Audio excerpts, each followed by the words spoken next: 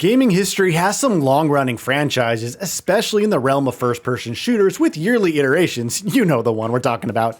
One of the more unassuming series in that regard is Rebellion Sniper Elite. It started back in 2005 and has been going fairly strong ever since with new entries, DLC, spin-offs, and more.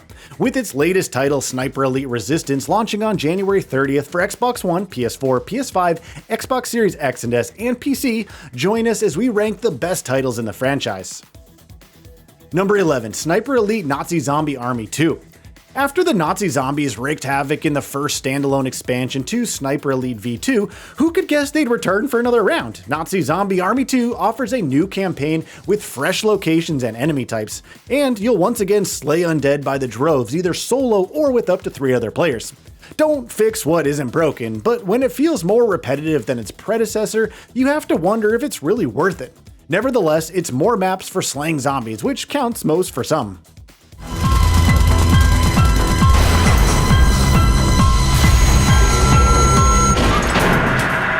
Number 10, Sniper Elite VR Winter Warrior. Another follow-up that noticeably falls short of the original, Winter Warrior is developed by Just Add Water of Oddworld fame. Given how well the first title fared, you would expect the momentum to continue. A forgettable narrative and iffy controls later, and you realize that it's not the case. The sequel doesn't even do enough to switch up the formula or even spruce up the visuals. The gunplay is still on point, but there isn't enough content to justify jumping in. A mixed bag overall.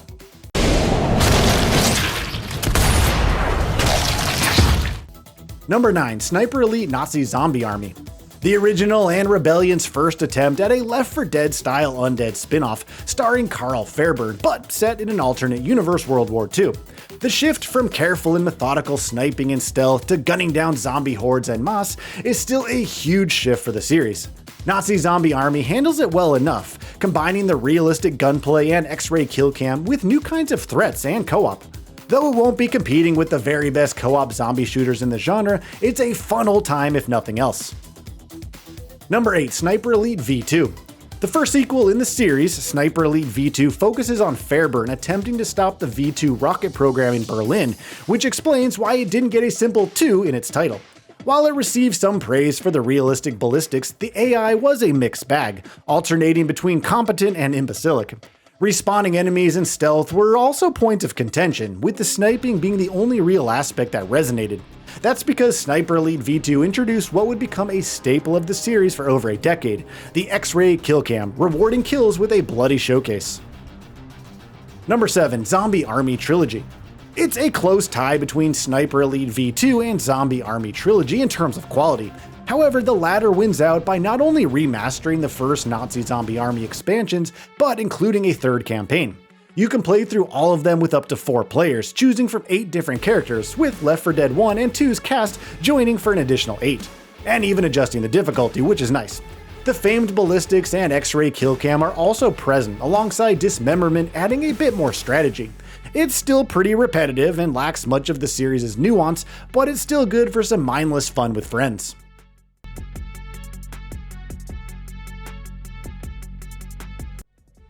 Number 6, Sniper Elite VR.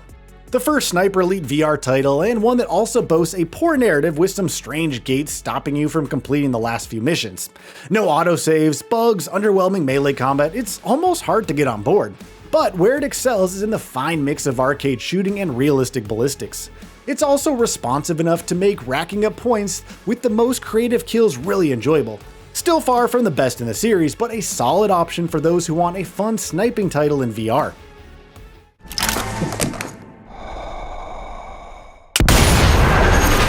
Number 5, Sniper Elite 3. After Sniper Elite V2 underwhelmed, Sniper Elite 3 came along and marginally improved things, while flailing even more in other departments. Technically a prequel, it saw Fairburn venture to North Africa, with new desert locations to deal with. Unfortunately, the story wasn't much to write home about, and the AI still had its failings. Where Sniper Elite 3 succeeded is in presenting larger, more open levels for players to plan out a myriad of approaches. Sabotaging generators to mask your shots with the sound, leveraging the revamped stealth to tactically take out threats, scrounging for weapon parts, setting up traps, it all felt so liberating, and of course the sniping was still on point. Add on improvements to the X-ray kill cam to factor in organs and bone shattering, and on several gameplay levels, Sniper Elite 3 could be a fun time.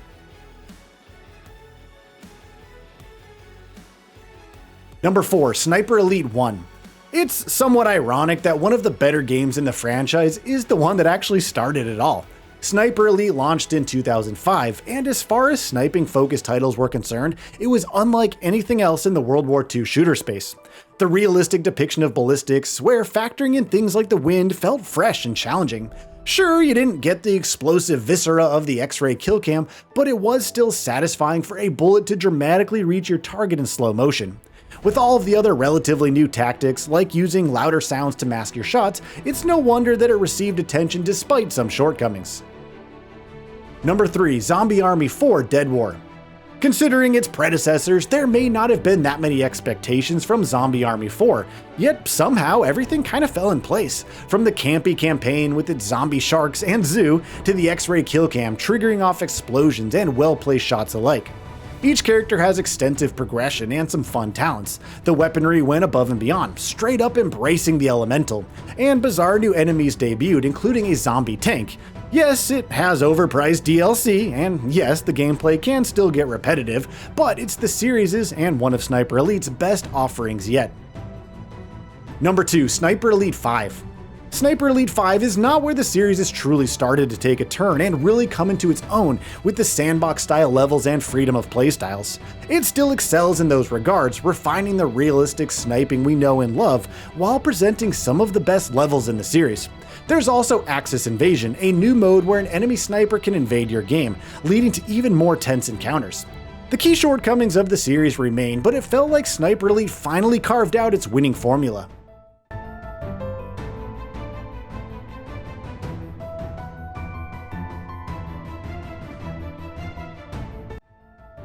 Number 1, Sniper Elite 4. And it all truly began with Sniper Elite 4, which took the sandbox-like maps of Sniper Elite 3 and went even bigger. Fairburn was more agile than before, capable of clambering up structures to set up his shots. Night missions introduced new twists to the stealth formula, and players were freer than ever to strategically take down enemies, go guns blazing, or take a completely silent approach. While it couldn't overcome the series' curse of middling storytelling and AI, Sniper Elite 4 achieved a new level, elevating it into something incredibly fun. So, what are your thoughts on this? Go ahead and share them in the comments below. And if you like this video, please subscribe to the channel and enable all notifications by clicking the bell icon to get new video updates. We upload every day and would really appreciate your support. Thanks for watching.